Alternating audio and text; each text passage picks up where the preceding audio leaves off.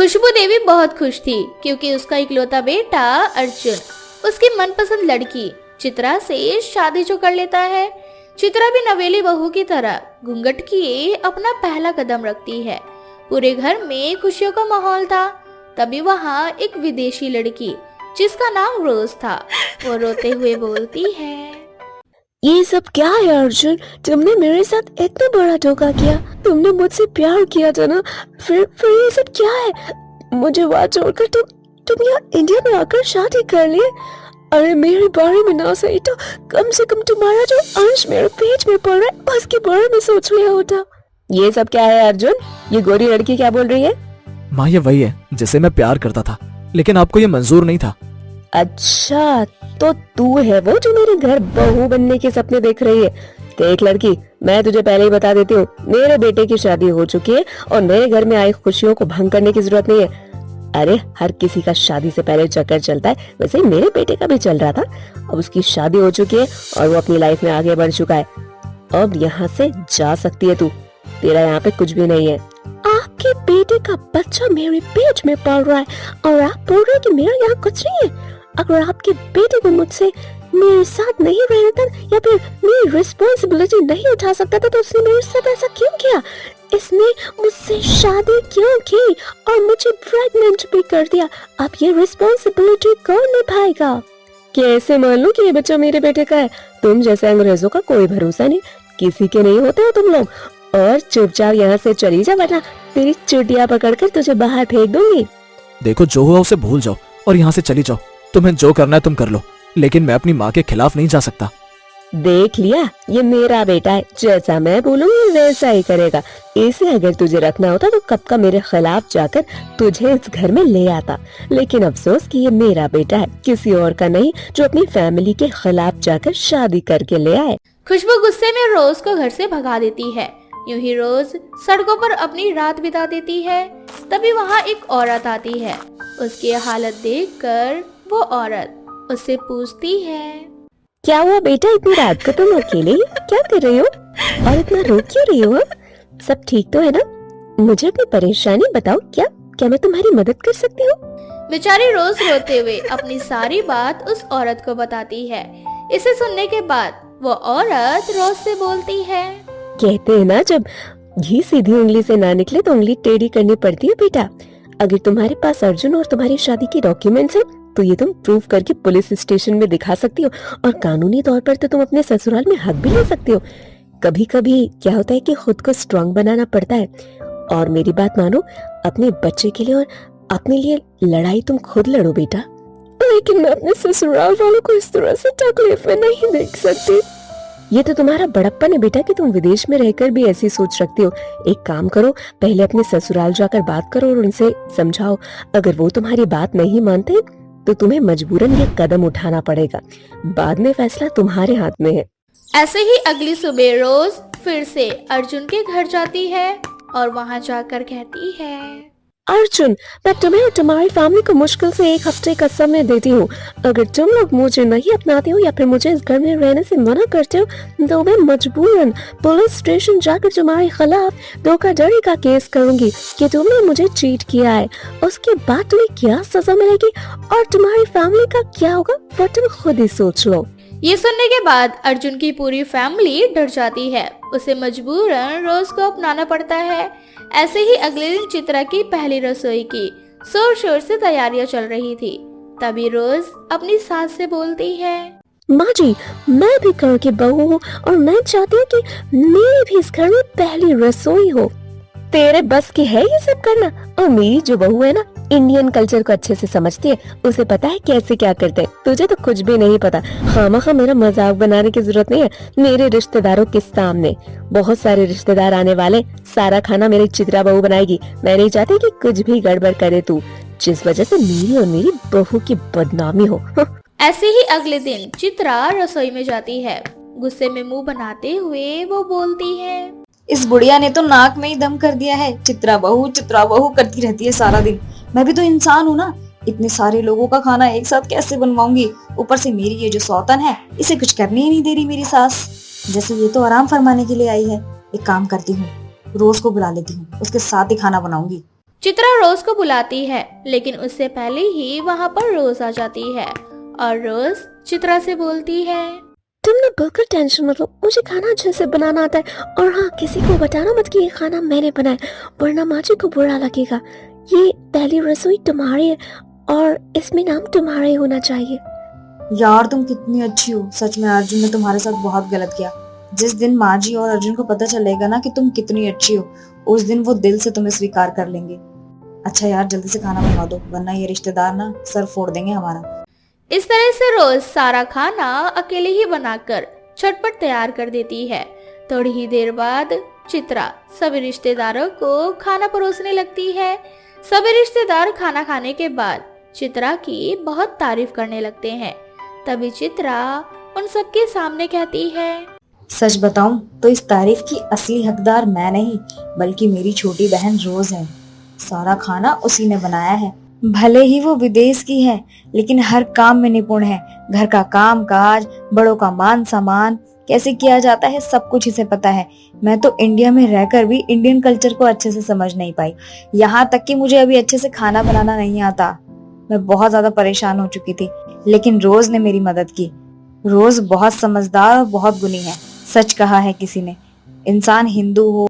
अर्जुन को भी अपने किए पर पछतावा होता है और वो रोज से माफी मांगता है, जिसके बाद रोज उन सबको माफ कर देती है। राज अपनी माँ कल्पना के साथ रहा करता था। राज और उसकी माँ बहुत गरीब थे, पर फिर भी राज अपनी माँ की सभी जरूरतों को पूरा किया करता था। राज की उम्र हो चुकी थी, पर अब तक उसकी शादी नहीं हो पाई थी, जिस वजह से कल्पना अक्सर सोच में डूबी रहती है। ऐसे ही एक दिन, माँ बहुत भूख लग रही है, जल्दी से खाना लगा दो, पेट में बड़े बड़े चूहे कूद रहे हैं। राज अपनी माँ से खाना मांगता है, पर कल्पना का ध्यान कहीं और ही होता है, जिस वजह से वो राज की एक नहीं सुनती और अपने ख्यालों में खोई रहती है। अपनी माँ को परेशान देखकर राज अपनी माँ से उसकी परेशानी का कारण पूछता है। माँ क्या हुआ, तुम किस ख्यालों में डूबी हुई हो? अरे बेटा, तू कब आया? मैंने तो ध्यान ही नहीं दिया। अच्छा तुझे भूख लगी होगी ना, मैं अभी तेरे लिए खाना निकाल देती हूँ। माँ बात को घुमाने की कोशिश मत करो और बताओ मुझे आप कौन से ख्यालों में डूबी हुई थी? आखिर आपको कौन सी चिंता अंदर ही अंदर खाई जा रही है?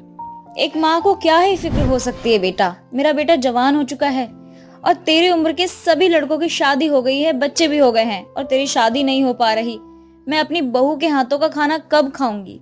माँ अगर भगवान ने मेरी जोड़ी बनाई होगी तो मेरी शादी हो जाएगी जब मेरा लग्न होगा। इसलिए आप चाहे कुछ भी कर लो, कुछ नहीं होगा। इसलिए अब आप फिक्र करना छोड़ दो। इस तरह से राज अपनी माँ को खुश करने की कोशिश करता है। दोनों माँ बेटे बैठकर खाना खाते हैं। अब समय यूं ही बीतता जाता है। ऐसे ही एक रात राज काम से घर आ रहा होता है, तभी उसकी टक्कर नेहा नाम की एक लड़की से होती है, जो उससे मदद मांगती है। प्लीज मेरी जान बचा लीजिए, मेरे पीछे कुछ गुंडे पड़े हुए हैं। क्या तुम्हारे पीछे गुंडे पड़े हैं? पर क्यों? मैं आपको सब बता दूंगी, बस मेरी इन गुंडों से जान बचा लीजिए।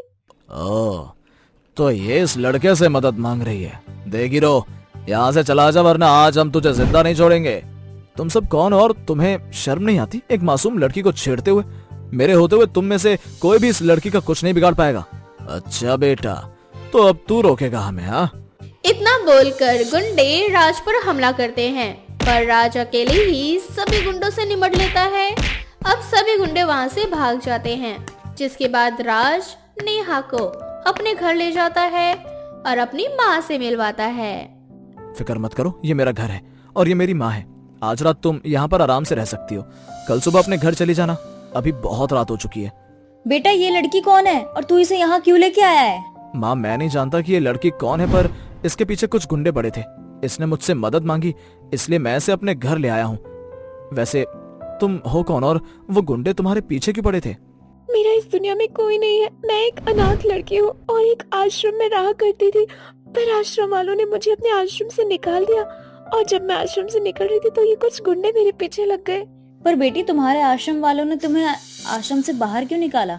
मैं बाहर काम करती थी, पर आश्रम वालों को ये बात पता नहीं थी और जब मुझे सैलरी मिली तो मैंने अपनी सैलरी छुपा कर रखी ताकि किसी को पता न चल सके।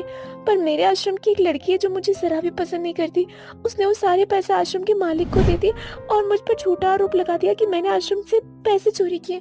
इसलिए आश्रम वालों ने मुझे आश्रम से बाहर निकाल दिया। पर तुम अपने पैसे सबसे छुपाकर क्यों रखती थी? सबको बता क्यों नहीं दिया तुमने कि तुम नौकरी करती हो? मैं अपनी शादी के लिए पैसे जमा कर रही थी। मुझे अपना घर बसाना था, अपना परिवार बनाना था। पर हमारे आश्रम की कोई लड़की शादी नहीं कर सकती। वो आश्रम में ही रहकर आश्रम वालों का ख्याल रख सकती है। बस इसीलिए मैंने ये सब किया। नेहा की दुख भरी कहानी सुनकर कल्पना को भी उससे सहानुभूति होती है और उसे अपने ही घर में रहने की इजाजत दे देती है। अब ऐसे ही कुछ दिन बीत जाते हैं और एक कुंवारी लड़की को राज के घर में देख अब आसपास के लोग बातें बनाने लगते हैं। देख बेटा, तेरी शादी नहीं हुई है और ये लड़की भी कुंवारी है, इसे भी अपना घर बसाना है। अब लोग बातें बनाने लगे हैं, इसलिए मेरी बात मानो तो तुम दोनों शादी कर लो। कल्पना के कहने पर राज और नेहा एक दूसरे से शादी कर लेते हैं। शादी के बाद उन दोनों की जिंदगी में सब कुछ अच्छा चल रहा था। अब देखते ही देखते शादी को 6 महीने बीत गए और 6 महीने बाद कल्पना को अपनी बहू के गर्भवती होने का पता चलता है। बहू, ये तू कह रही है? सच में तू गर्भवती है? भगवान, तूने ना मेरी सुन ली। शिव जी, अगर मेरा पोता हुआ ना तो मैं नाग पंचमी वाले दिन अपने हाथों से आपको दूध पिलाऊंगी। माँ जी, मेरा कुछ खट्टा खाने का मन कर रहा है। शाम को आप बाजार जाओगी तो मेरे लिए इमली लेते आना। हाँ बहू, क्यों नहीं। आखिर तूने मुझे इतनी बड़ी खुशखबरी दी है कि मैं तो सब कुछ करूंगी। जब कल्पना को पता चलता है कि वो दादी बनने वाली है तो मानो जैसे उसकी खुशी का ठिकाना ही नहीं रहता। अब समय तेजी से बढ़ता जाता है और देखते ही देखते नेहा का 8वां महीना लग जाता है। बहू, अब तेरा 8वां महीना लग चुका है। अब तुझे कुछ सावधानी बरतनी होगी। माँ जी, मैं कुछ सावधानियाँ तो तब करूंगी ना जब आप मुझे कुछ करने दोगी। आप तो मुझे अपनी बेटी से भी ज्यादा बढ़कर मानती हैं। इस तरह से दोनों सास बहू एक दूसरे का बहुत अच्छे से ख्याल रखती हैं। अब कुछ ही दिनों में नेहा को डिलीवरी पेन होता है और उसे हॉस्पिटल ले जाया जाता है जहां वो एक सांप को जन्म देती है। अब जैसे ही ये खबर हॉस्पिटल में फैलती है सबके रोंगटे खड़े हो जाते हैं। डॉक्टर साहब, ये हॉस्पिटल में कैसी अफवाह फैली हुई है? मेरी बहू ने एक सांप को जन्म दिया है क्या? आपने बिल्कुल सही खबर सुनी है। अगर यकीन नहीं हो तो आप अपनी बहू और अपने बहू के बच्चे को खुद देख सकती हैं। कल्पना और राज को अपने कानों पर विश्वास नहीं होता, इसलिए वो दोनों देखने के लिए नेहा के पास जाते हैं जहां वो देखते हैं कि नेहा के बगल में सांप है। सांप को देखकर वो लोग डर जाते हैं और नेहा रोती हुई अपनी सास से कहती है, माँ जी, देखिए ना ये सब क्या हो गया। मैंने एक सांप को जन्म दिया। भला मैं एक सांप को कैसे जन्म दे सकती हूँ? माँ, तुम रोती क्यों हो? इसमें तुम्हारी कोई गलती नहीं है। दादी माँ ने ही शिवजी से कहा था कि वो नाग पंचमी पर नाग को दूध पिलाएंगे, पर नाग पंचमी आकर चली गई। उन्होंने अपना वादा पूरा नहीं किया, इसलिए भगवान ने मुझे सांप का रूप दे दिया है। अगर दादी अपना वादा पूरा कर दें तो मैं इंसान में तब्दील हो जाऊंगा। अब कल्पना को समझ आ चुका था कि उससे क्या गलती हुई थी। अब जैसे ही अगले साल नाग पंचमी आती है, कल्पना पूरे विधि विधान के साथ मंदिर जाकर नागों को दूध पिलाती है और दूध पिलाकर जब घर आती है तो वो देखती है कि सांप एक बच्चे में बदल चुका है। माँ जी, ये देखिए आपका पोता, मेरा बच्चा। मुझसे कितनी बड़ी भूल हो गई थी और इस भूल की सजा ना तुझे भुगतनी पड़ी। मुझे खुशी इस बात की है कि समय रहते हमें पता चल गया कि मैंने जो मन्नत मांगी थी उसे पूरी कर दी है और अब हमारा बच्चा हमारे पास है, वो भी एक इंसान के रूप में। अब कल्पना अपने पोते को देखकर बहुत खुश होती है और दोनों सास बहू उस बच्चे का बहुत अच्छे से ख्याल रखती है।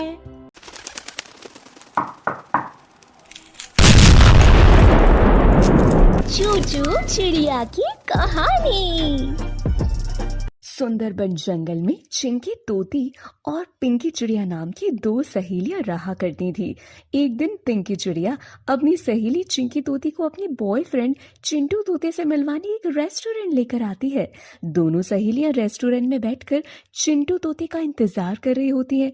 काफी देर तक इंतजार करने के बाद चिंकी तोती पिंकी चिड़िया से कहती है, पिंकी यार, कहाँ है तेरा बॉयफ्रेंड जिसके चरणों का प्रकाश अभी तक इस रेस्टोरेंट में नहीं पड़ा? कब से वेट कर रहे हैं? अरे चिंकी थोड़ा सब्र कर ले, बस आते होंगे, मैं अभी उनको कॉल करती हूँ। इतना बोलकर पिंकी चिड़िया चिंटू तोते को कॉल करने वाली होती है, जितने में चिंटू तोता रेस्टोरेंट में आ जाता है और पिंकी से कहता है, sorry sorry my sweet heart, रास्ते में मेरी गाड़ी खराब हो गई थी, इसीलिए कैब बुक करके यहाँ तक आया, सॉरी। इट्स ओके चिंटू, हम भी अभी आए हैं। 1 घंटे से इंतजार कर रहे हैं। पिंकी तू झूठ क्यों बोल रही है? चिंकी तू पागल है, कुछ भी बोलती है। चिंटू जी, ये मेरी बेस्ट फ्रेंड चिंकी तोती है। हेलो चिंकी। हाय, वैसे मुझको बहुत जोर से भूख लग रही है, क्या हम कुछ ऑर्डर कर सकते हैं? हाँ हाँ चिंकी, क्यों नहीं। इतना बोलकर चिंटू तोता सबके लिए कुछ खाने के लिए ऑर्डर करता है। चिंकी तोती को पहली नजर में चिंटू तोता काफी ज्यादा अट्रैक्टिव लगता है। चिंकी तोती नजर भरकर चिंटू तोते को देखती कि देखती रह जाती है। कुछ देर बाद सब खाना खाने के बाद अपने अपने घर जा रहे होते हैं। तभी चिंटू तोता पिंकी चिड़िया से कहता है, पिंकी ये लो तुम्हारे लिए डायमंड का हार, तुम्हें काफी टाइम से चाहिए था ना। वाह कितना खूबसूरत है, thank you so much Chintu. तुमसे कम खूबसूरत है, चलो अब मैं चलता हूँ, तुम ध्यान से घर जाना और घर पहुंचते से मुझे कॉल कर देना। वैसे चिंकी तुमसे मिलकर भी अच्छा लगा, बाय। इतना बोलकर चिंटू तोता वहां से चला जाता है। पिंकी चिड़िया और चिंकी तोती भी अपने घर वापस आ जाती हैं। इसी तरह कुछ समय बाद पिंकी चिड़िया के घर वाले पंडित जी से अपनी बेटी की शादी की तारीख निकलवाते हैं। शादी की शॉपिंग और छोटे मोटे फंक्शन के दौरान चिंकी तोती की मुलाकात चिंटू तोते से होती रहती है और चिंकी तोती मन ही मन चिंटू तोती को अपना दिल दे बैठती है। लेकिन इस बात से बेखबर चिंकी किसी को कुछ नहीं बताती। एक दिन चिंकी अपने फोन में चिंटू तोते की फोटो देखकर खुद से कहती है, चिंटू मैं तुमसे बेहद प्यार करती हूँ, मुझे तुम बहुत अच्छे लगते हो, जैसे तुम पिंकी का ख्याल रखते हो, उसकी छोटी बड़ी जरूरत का ध्यान रखते हो, मुझे ये सब कुछ बहुत अच्छा लगता है। अब तो बस मुझे किसी भी कीमत पर तुम्हारी ही पत्नी बनना है, इसके लिए मुझे चाहे अपनी सहेली को भी रास्ते से क्यों ना हटाना पड़े। अब जैसे जैसे पिंकी चिड़िया और चिंटू तोते की शादी का दिन नजदीक आ रहा होता है, वैसे वैसे चिंकी तोती चिंटू तोते को पाने के लिए पागल होती जा रही थी और उसका ये पागलपन बढ़ता ही जा रहा था। ऐसे ही एक दिन चिंकी पिंकी से कहती है, पिंकी तुझको पता है मैं एक लड़के से बेहद प्यार करती हूँ, पर मेरे प्यार के बीच में कोई आ रहा है। अच्छा, लेकिन कौन है वो जो तेरे प्यार के बीच में आ रहा है, जरा मुझको भी तो बता, और तू किससे प्यार करती है उस पक्षी का नाम भी तो बता। अच्छा तो तू जानना चाहती कि मैं किससे प्यार करती हूँ?